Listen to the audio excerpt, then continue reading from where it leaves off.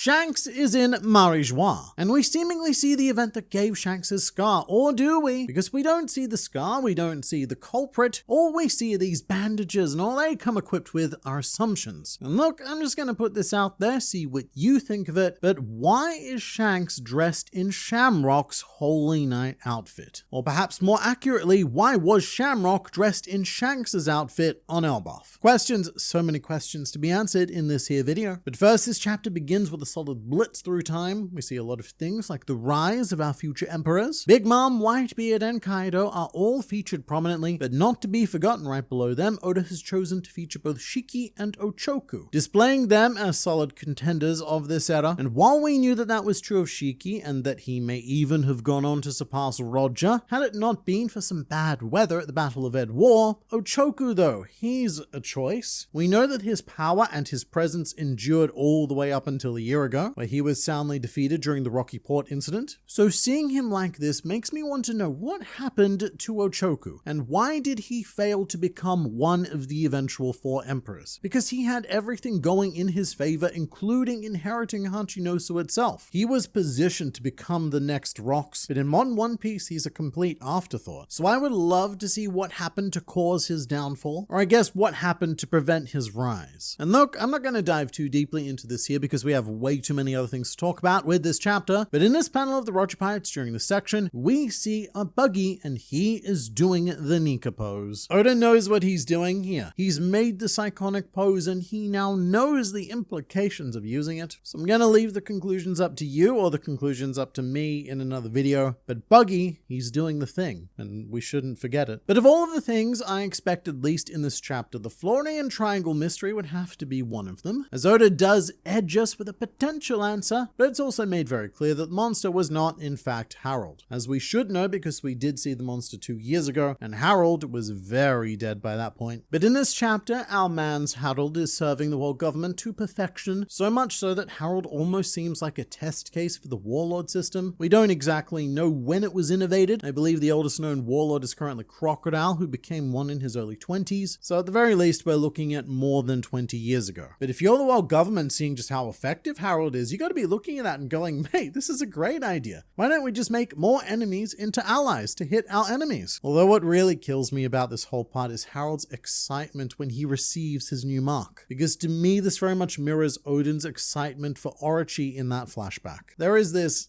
moment in chapter 969 when Orochi is stepping on Odin's face and Odin was ecstatic about it because he thought that Orochi was about to honor his deal with the ships and the everything. That is what seeing Harold in this chapter feels like to me. The world government are using him, they're metaphorically stepping on his face, and he is happy to have it happen because it feels like he is building towards his dream. And I don't think that he's wrong to feel that way either, because things are going very, very well for Harold in this chapter. He is making far more progress towards his dream, and the world government, hey, they don't seem as bad as old mate Rocks made them out to be, but Harold has yet to face the inevitable altering of the deal. And this is the happiest that we've seen him in quite some time, specifically when he's being branded. He's all like, bro, check out my new tattoo. And this also does come with something of an explanation of the Mark of the Abyss, or actually the 3 stages of the Mark of the Abyss, each of which seem to condemn you further and further into the not at all pleasant sounding abyss. And I've got to say, it does hurt to watch King Harold just sink further and further into oblivion. I just really wish I could get in there and change his mind somehow. And you know what? Perhaps I can. The sponsor of this video, FableVerse. And keep watching until the end for a chance to win a $100 Amazon, Steam, or Crunchyroll gift card. But FableVerse is a platform on Voice.me where you can instantly hop into immersive and interactive stories featuring characters from all across the anime spectrum like Luffy, Zoro, Sanji, Nami, all of them. And now you can even make your own with the character creator feature. Create anyone from anime icons to gaming legends and even your own completely original creations. The creation process is very simple and intuitive. Just describe the character that you want to make, including their name, personality, gender, and vibe. In this case, for vibe, we're going to go with fierce but flirty. Then choose one of 3 images that FableVerse provides, and bam, what we have here is a seductive Sanin Tsunade who you can plonk into any scenario, chat with, and they will even send you personalized selfies when you click C. The potential for this feature is endless though. If you can imagine it, then you can create it. And if you're especially proud of your creation, then you can also share them with the world. And create any character and send at least 8 messages in the character chat for your chance to win one of 5 $100 gift cards. Just make sure that you're logged in so that your entry counts, and you'll find the link to the character creator in the description below.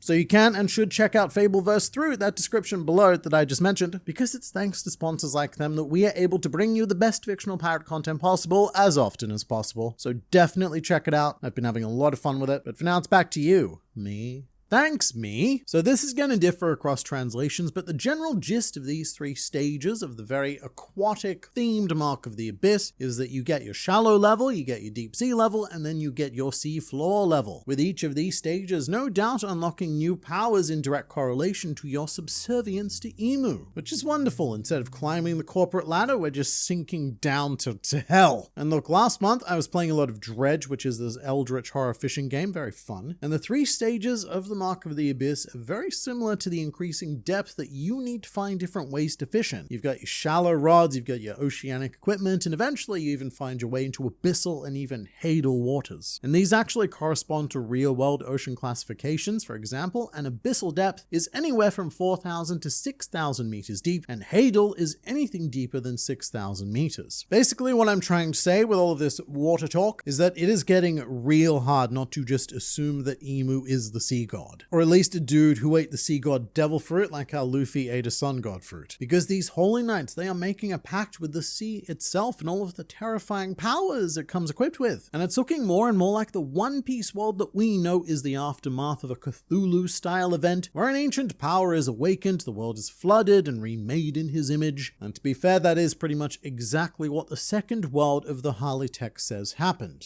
And upon receiving this mark, Harold is also named a devoted Blade of God, which is the same rank that Gunko held during the God Valley incident, which he has long since been promoted from. But like we thought back then, this rank is something to distinguish rookie holy knights who are on the path to knighthood and perhaps even elder stardom. And I guess this would imply that each of the 5 elders also had to go through this system at some point. But all of this water business, it's not even my favorite water business in the chapter. No, my favorite scene in this entire chapter is easily Harold and King Neptune drinking together on Fishman Island. And it is such a crazy perspective, because the sheer size of Harold makes Neptune, a traditionally colossal man in his own right, feel a bit like a pet goldfish in comparison. And he's quite adorable, especially with this cheeky drunk face. Look what you're doing here, mate.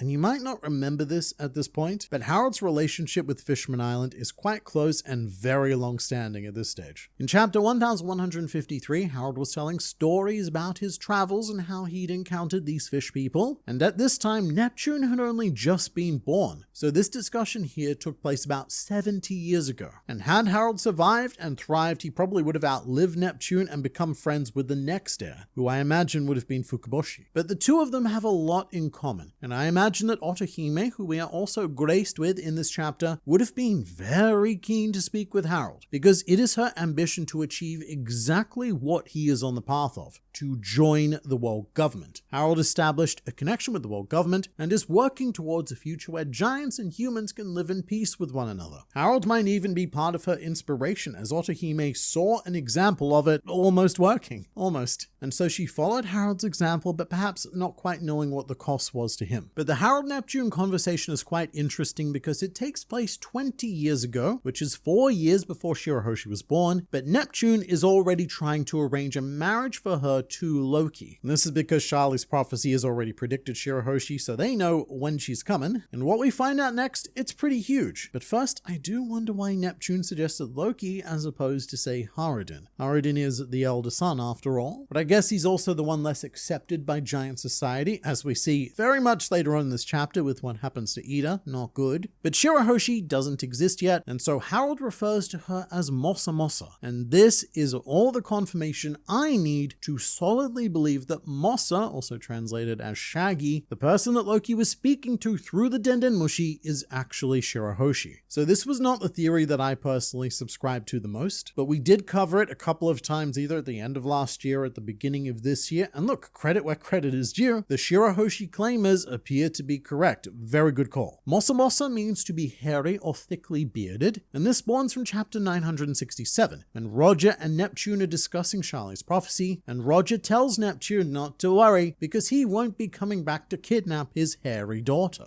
And the word that Roger actually used here was mossa, so it could be translated as your hairy or your shaggy daughter. Viz uses hairy here, but uses shaggy when Mossa's name is translated on Elbaf. Slightly inconsistent, but mate, what can you do about this? And Harold is probably referring to Shirahoshi as Mossa Mossa because it was an in-joke started by Roger that appears to have become a cute pet name for Shirahoshi even after she was born, as she is now likely using it herself as an alias to speak with Loki. And Loki and Shirahoshi, they have a ton in common as well. Shirahoshi was locked in a room for 10 years and Loki has been chained to a tree for 6. And if Loki does lose Ida, then he and Shirahoshi could have a lot to bond over, both having mothers that were assassinated. And when Loki was talking to Mossa, this here Mossa was encountering a traumatic experience which made them tremble uncontrollably. And I would have to imagine that if this is Shirahoshi speaking, then she's probably talking about the reverie when St. Charles attempted to take her as his slave, which would have happened fairly recently. And I have to say, I'm pretty on board with this potential Loki-Shirahoshi pairing. Realistically, there aren't that many people in this world who are size appropriate for either of them. And the way that they got in contact may have been through the long-range Dendenmushi that Garland gave to Harold in this very chapter. But also, Loki having this connection to Shirahoshi may further the idea that he will leave Elbaf at the conclusion of this arc, whether it's as a Straw Hat or not, because very soon it seems that either Wano or Fishman Island is going to be targeted by Blackbeard in order to attain one of their ancient weapons, one of those ancient weapons being Shirahoshi herself. So she's going to be in some danger. And when that happens, is Loki going to ignore the calls of his best friend? The thing it is that Harold did and didn't work out well for him. If Loki has learned anything from this very long story that he's been telling in 3 minutes, hopefully he won't. And continuing to tie back into Fishman Island, this chapter also gives us an extended look at the Fisher Tiger incident featuring a ton of familiar faces. Boa Hancock, Marigold, and Sandersonia are 3 of said faces. And seeing Hancock chained up, it is particularly rough because she looks like she had resigned herself to this fate. But her appearance, crazily enough, means that this flashback has now shown us all 4 Kuja Empresses. We followed Gloriosa and Shaki during the God Valley stuff, but Tritamo was also there in that one chapter, and now we have Boa Hancock. A full complement of Empresses, really showing just how closely tied Amazon Lily itself is to the very core of the One Piece world, and probably indicating how important Hancock is going to be when it comes to Luffy in the future. Not to be missed though, we also see young Koala, and this is a bittersweet cameo, because Koala does eventually end up on Fisher Tiger's ship, and it is her townsfolk that condemn Fisher Tiger to death. So it's a hard panel because Koala's liberation was his demise. And it's tragic, but also really morbidly fascinating to think that all of this was set into motion by this one event. How freeing all of these slaves locked in so many future events, for better or for worse. And we also apparently owe a huge debt of fatesome gratitude to Mr. Shanks. He is silhouetted during this event, but it is very obviously him. Shanks is the one who liberates Fisher Tiger from his collar, and this point in time is 15 years ago. So this incident took place 1 year after Shirahoshi was born, and very sadly, 1 year before Harold dies. He died 14 years ago, so this flashback, it is pretty rapidly coming to a conclusion. I mean, I say rapidly. After next week, this will officially be the longest flashback in all of One Piece, so there's very little rapid about it. But this scene with Shanks freeing Fisher Tiger, it is pretty damn necessary, as without it, he would risk coming off as quiet to the prick in this chapter, and it would have no doubt reignited the evil Shanks theories. The sort of, see, this is the true face of Shanks finally revealed, or that kind of thought process. But Oda, he's being pretty unambiguous here about where Shanks' loyalties lie. Shanks is just, he's a good dude. And most of the intrigue generated for me personally in this chapter actually has to do with Shamrock, because we see both of our adult twins on the same page, and Shanks, he has a scar now, or does he? We'll talk about that in a bit, because that is a long-awaited development, but I do think that the bandages covering the assumed scar is masking a very curious detail, one that Oda may not necessarily want us to pick up on immediately. And this is also what I mentioned at the beginning of this video. It is that Shanks is wearing Shamrock's uniform. This is the same outfit that we saw Shamrock arrive in on Elbaf, and it's not just because it's a uniform. Every Holy Knight has their own unique outfit, as you can see with Shamrock on this page, who is wearing an open shirt style outfit, which I'm just going to go ahead and say it. The style that Shamrock is wearing here is absolute Shanks. Shanks loves bearing that chest. And so this is no longer a case of investigating the evil Shanks theory. That's done and dusted. It's in the bin over there somewhere. Now, what we're looking at now is the potential of good Shamrock theory. Because the other thing that is very weird about this panel is that Shanks has his sword on his right side, whereas the confirmed images of Shanks that we have with the Roach Pirates as a child always show him wearing his sword on his left side. Now, this is where we start to get quite deeply conspiratorial. As Shanks having his sword on the right, it might not seem like a big deal. You might not even notice it because the modern day Shanks also wears his sword on the right, which has always been a bit of a curiosity because the Shanks we knew as a boy, he was a left sword kind of guy, but after he left Marijois, suddenly he's a right sword kind of guy. And even before Shanks lost his arm, he made this change, as you can see here in chapter 1. So here's the stupid idea. We've got twins in this series. So what if these twins have been swapping around? As in, at some point, there was a discussion that Shanks got to live the first 24 years of his life on the surface, and now for the next 24 years, it is Shamrock's turn. And maybe, and I know that a lot of you are not going to like this, but maybe the man who Luffy met in chapter 1 is actually Shamrock. And I know this doesn't feel right. It feels very, I don't know if I'd like that. And there's probably a whole ton of evidence that contradicts it. I look forward to hearing about it in the comments. But Oda has put enough oddities in this chapter, enough Shanks and Shamrock elements mixing and matching that I think it is worth questioning. And I suppose the biggest issue is, how do the twins get around the idea of the facial scar and the arms, as we even apparently see Shanks receiving the scar in this chapter, or so you'd think. What we actually see is Shanks receiving an injury on that side of his face. I find it hard to believe that this is where he got the scar, because that would mean that Blackbeard would have had to have been present during Fisher Tiger's escape from Marijois, which shouldn't be possible. At this very moment, in fact, at mostly all moments, he should have been with the Whitebeard pirates the whole time. So there's a lot of things that are not adding up here. And until I see that scar, I'm not going to believe it. But also, just in the interest of transparency, I should also add that the sword thing could, at the very least, just be a bit of an error from Oda. I do think it's odd that Shanks very consistently has it on his left as a child and on his right as an adult. But to be fair, when Shamrock arrives on Elbaf, he's got the sword on his left side. And so if they were supposed to be twin swapping and this was Shanks according to this idea, then the sword should be on his right, but it's not. So